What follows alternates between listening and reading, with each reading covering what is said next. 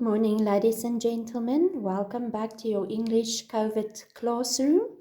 Today we are going to do the poem Forgotten People, but I would like to just give you the answers first for the poem This Letters to Say.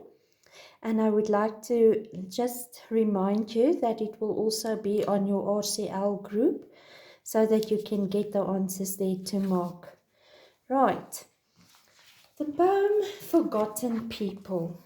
When we think of forgotten people, we wonder now, who is the forgotten people?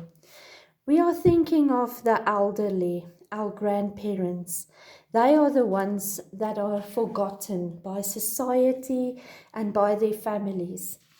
And I once read this poem a week or so ago about an elderly lady who took a cell phone in to be repaired, and the assistant said, "But ma'am, there's nothing wrong with your phone." And she said, "But it can't be because my children aren't phoning me." And that just goes to show you how important family is to the elderly. They are looking forward so much for your visits, for a phone call, just to know that they still matter, that you worry and care about them, and that they are not forgotten. Let's read the poem slowly. Broken, rusty, and hanging gates, fallen leaves on unswept yards, where mangy dogs stretch out their empty beings, and where fowls peck fruitlessly at unwashed dishes. I saw him, the old man on an old bench, seated, leaning his old back against the crumbling mud walls. Thoughts far off man's reach and sight, and, like the setting sun, he gave way to the dying embers of life, and slowly he slouched into bed with a dry and empty stomach to await another empty day or death. Now, Forgotten People, the poet Nkantazu, wants to stress that we as family members and also society is to blame for forgetting the elderly, the ones that once cared for us, that loved us, that looked after us, that reared us. And now it is just so easy because our lives have become so involved and so rushed to just take 5 minutes of the day to phone the elderly or to pop in for a visit and say, "Hello Ma, hello Granny, how are you?" And just pay them some respects and just make the day shorter. The theme that we get when we read this poem, the whole feeling that we get, is a feeling of sadness, being forlorn, being neglected, forgotten. The theme the poet addresses, the issues. The main theme that comes to play is poverty and neglect. As we can see throughout the poem, he mentions everything, the broken, the rusty, the hanging, the unswept, the unwashed dishes. And also in the next line, he mentions let me just put it here, the crumbling mud walls. All these things indicate neglect and the fact that there's dilapidation, as we will see later on, where everything is falling apart around this old man. He doesn't have the strength, the money, the resources to fix anything, and he doesn't even have money for food. So therefore, utter poverty, neglect by family and society, no one cares, hopelessness. In the end, he would rather die. He longs to die, where we have the other theme of death, because he's hopeless. He feels hopeless. There is no outcome. No one cares about him. And lifelessness. Everything is just lying and sitting and waiting to die. hanging there for dear life. The gate is hanging there on its hinges. The dogs are stretched out. The fowls are pecking at nothing. The old man is sitting, and then eventually he slouches into bed. All those indicate a feeling of lifelessness and isolation. There's no one there for him. Right, the poem is a free verse. There's no punctuation marks here anywhere, no specific rhyme here. And we can also see that there's no rhythm in the poem. The poet basically wrote from his heart, telling us what he is seeing there. Forgotten People, the title, refers to the old poor people who are neglected and forgotten by society and their family. We get a complete sense of abandonment. He uses these words that I've zigzagged in green to indicate that everything is neglected and there's total dilapidation and a sense of lifelessness, the broken, rusty, hanging, unswept yards, unwashed dishes.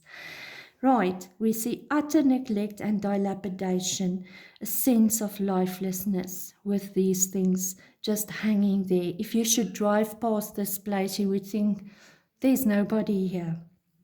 Where mangy dogs, these very thin dogs whose skin are disease-ridden, maybe from fleas and ticks and so on, but it's also a skin disease which causes itchiness, almost like a hot spot, okay? He cannot care for his dogs anymore. They are not fed properly and they are sickly, almost like we can assume the old man is as well. And where fowls peck fruitlessly, there is no food, so it's a fruitless effort, okay? At unwashed dishes, who's going to wash the dishes? There's no one that cares.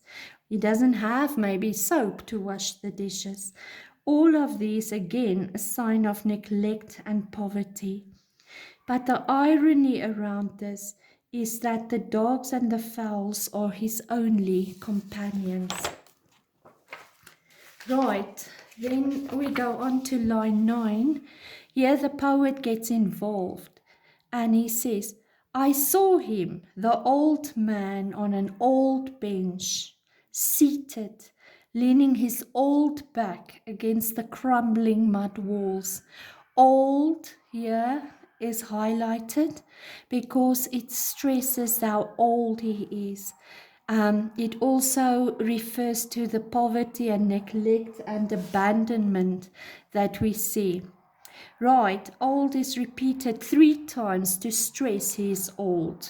The crumbling, stressing that it is neglected, it is dilapidated, the house is falling to pieces around him.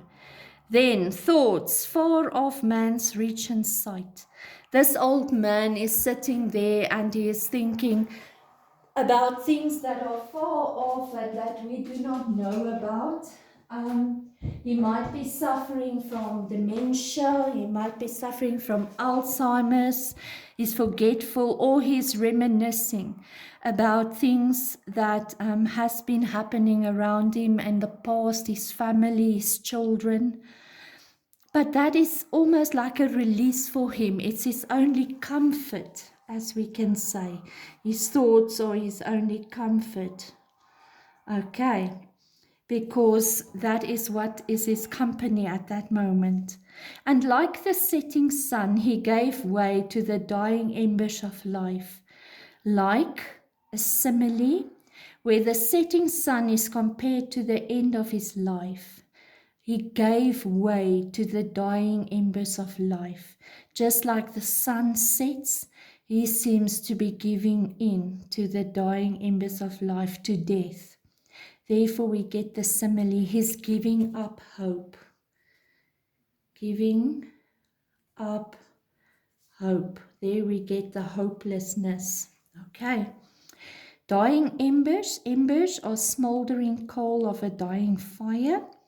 Now, this is a metaphor where his life is compared to dying embers, burnt out wood, Okay, when you see a piece of wood covered in ash on a fire, it looks dead and burnt out, but when you blow on it, it still glows. There's still some life in it.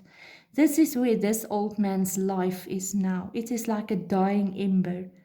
He's still breathing and getting up, but he has lost all anticipation for life. There is nothing to look forward to anymore. He has been forgotten and neglected and abandoned. So his life is compared to dying wood, burned out. He's giving up on life. And slowly he slouched into bed. This alliteration of the S's, slowly he slouched, shows us it's a slow movement. Maybe he's hungry, he's weak, he could be tired, and his spirit could be broken. No one came to visit him, so it's just another fruitless day of being hungry, being neglected, not having anyone phone him or call upon him to see how he's doing. He goes to bed alone. That bed stresses that he goes to sleep to forget the loneliness and the hunger. And with a dry and empty stomach. Dry, stressing that he had nothing to drink. Okay, his throat is dry. An empty stomach, he had nothing to eat. He is starving, he is neglected by society and his family. To await another empty day or death, empty referring to no hope, no food, no care, love or attention. It is almost like an empty bucket with empty promises. Death, the final outcome, he has nothing to look forward to on earth, but in the afterlife at least he will have no suffering. And I end this poem with this piece where the old lady is sitting there looking out from the swing, saying, the worst feeling isn't being lonely, it is being forgotten. Don't ever forget the ones that loved you so desperately. Please take some time after doing this poem in your busy day and just phone your grandparents and just ask them, how are you doing? I miss you and I love you. And those words would mean so much. And if you can't do it from your own compulsion, then diarize it or put an alarm on your phone where you will know that when that alarm goes off, that is now Granny and Grandpa's time, and you are going to just phone them or text them, and you will be amazed how much difference that will make in their lives. I honestly hope that Forgotten People is not just a poem that we have done, but that it is a poem that might change in this COVID-19 period your whole life and your outlook on life. I have enlarged the questions for you so they don't fit in when I turn it around, but I will also take a photo so that it is easier for you to read. Please answer them, and with the next lesson, or notes rather, that I give through to Mrs. H for the RCL, I will include the answers of the apostrophe and of Forgotten People. I do hope that you have finished also your work, your creative writing, and your test one, or paper one rather, and that it has gone well. I will also send through the memo for that.